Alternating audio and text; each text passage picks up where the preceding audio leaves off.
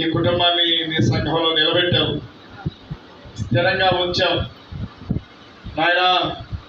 ఈయన తండ్రి హక్కులు గారు నీ సేవకుడిని ఎంతో ప్రయాసపడ్డాడు. కొన్ని సంఘాలు బ్రాంచ్లు ఏర్పాటు చేసినప్పుడు ముఖ్యంగా కోపల్లి సంఘం స్థిరపడ్డాడు, నీ సేవకుడితో స్థిరపడ్డాడు.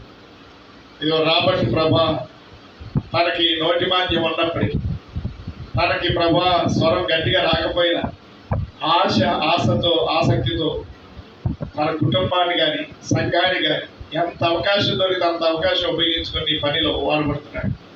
ఇక మీదట అధికారికంగా నీ సంఘంలో పని చేయడుగాక నీ కృపలో జ్ఞాపకం చేసుకోండి నాయన. ఘనమైన నీ సాధనంగా నీ కుమారుని వాడుకో ప్రభా.